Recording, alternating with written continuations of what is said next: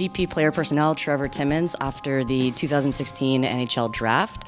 Before we get into the draft this year, Trevor, I want to talk a little bit about some of the guys that you've picked up over the last few years who were here at development camp. Some of the first rounders, Michael McCarron, who had a chance with the Canadiens last year.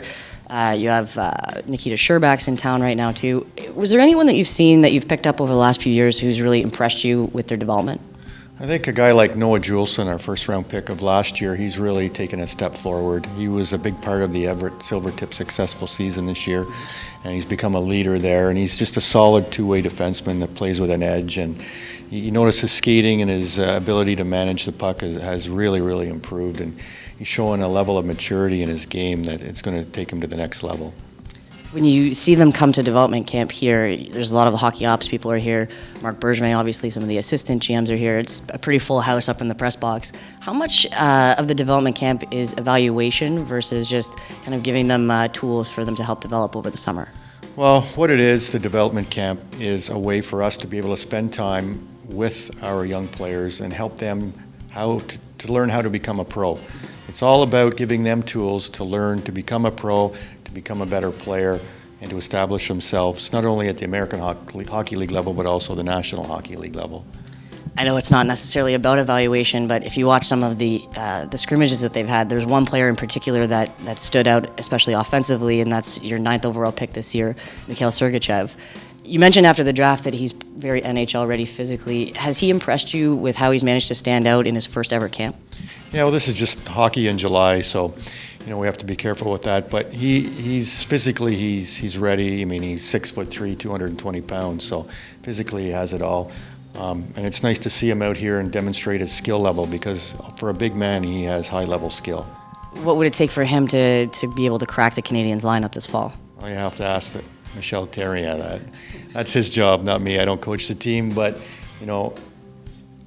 what I always say is the players come to camp in September and they go through training camp, they play preseason games, and they sort themselves out at that time.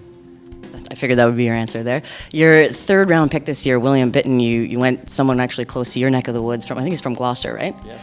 So William Bittner really thrived in kind of an odd situation this year, bizarre situation in Flint in the OHL, but he doubled his point production playing down there. What kind of role was he playing with Flint? Well, he's always played a top two-line role. He's a guy that provides offense at that level, and we see offense in him moving to the pro level as well. But he plays with such passion and drive. He's a high-character guy and a leader. He was a big part of that team. Victor Mete won the Memorial Cup this year with a very strong London Knights team. How impressive is it for you to see a player like him play such big minutes, important key moments on a very strong team like that? I think what was most important for us to take away from that was that he was played in a lot of defensive situations, like, for example, playing in the last minute of a tie game or having a one-goal lead. Coaches trusted him to defend, and he did a very strong job at that. And that's what we see. As an undersized defenseman, he's very difficult to play against and tough to beat in one-on-one situations. The next round, you had Casey Stom, obviously, another defensive that you had. He's going the NCAA route. When you have a guy like him, you mentioned after the draft he'd be kind of a 5-year project. Give me an idea of what the development process is like for someone like him. How often would he meet with Martin Lapointe or Rob Ramage? What kind of work will you do with him? Well, this is a big step for him coming to this camp and playing this level of hockey because he played high school hockey last season. So it's a big step for him. So what happens next, he's going to go spend a year in the USHL for Dubuque, which is a good organization. And next year, our development people will go and spend time with him, Rob Ramage and Martin Lapointe, spend time with him and help him with his development. And then from there, the next season, he'll eventually get to the NCAA level and hopefully at that time be able to step in and play a key role with that team. You can see him here, the way he skates, that he has a dimensional ability with his skating, and we're hoping that will carry on to the National Hockey League level. But you have to have patience. That's going to be a few years down the road. Next, Michael Pizzetta played for Sudbury. It was a bit of a tough situation there. They're obviously in a bit of a rebuild, but is it a nice thing for you to get to see him play a leadership role? He was an assistant captain, I think, down there, and he described himself as a power forward. Is that a fair evaluation of him? That's a good evaluation. He was the 11th overall pick in the OHL draft, so he did show some offensive upside. And in Sudbury, they were a team that struggled to produce offense, but he's a strong two-way guy that has speed and a heavy shot, and he plays a hard game. He's heavy, he hits, and he's tough to play against. And the last pick of the day, your only European skater, Arvid Henriksen. You mentioned after the draft that you were hoping that in a few years people would be shocked to know that he was drafted in the 7th round, which I know you referenced that Sergachev is a guy that can maybe fill a Markov role down the road, but that's something that people talk about Markov being a 6th round pick. What do you think, skill set wise, how do you project him eventually becoming a pro? Well, we see him more as a 5th, 6th potential down the road. But again, the same as Casey Stom. It's going to take some time, and he's in a good development system with AIK in Sweden. If you look at him here, he's a big raw hockey player. He skates really well. He's 6'4.5", but you can see the hockey sense that he has in the compete and battle level. And he brings it too. He's difficult to play against. He plays an abrasive style, and he's in a good situation there that he'll be able to grow and develop and not face a lot of pressure in his situation back home in Sweden. There's a lot of things if you look at the 6 guys that you took this year at the draft. There's a lot of defensemen, obviously OHL heavy.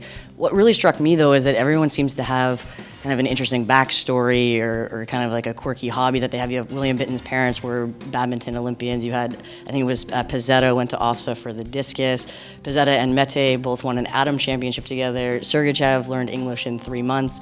Was this the most interesting round of pre-draft interviews you guys have ever done? Yeah, it seems everybody has a story. So it was interesting in the fact that, we drafted more OHL heavy, but I think if you looked at the numbers of all the players that were drafted, the OHL produced the most.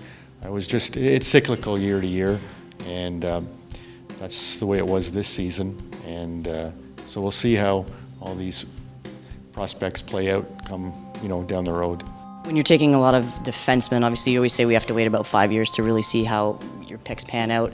Are we going to have to wait even maybe a little bit longer to see, since defensemen take a little bit longer to develop? Well, some of these guys like Stome and Henriksen, they're not in our immediate plans, but other guys like Sergachev, he won't take as long. And Mete is a good player too.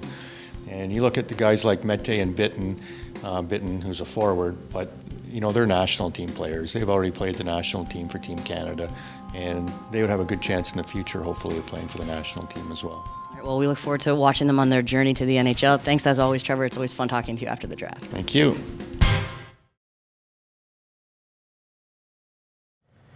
Thanks for watching our video. For more, subscribe.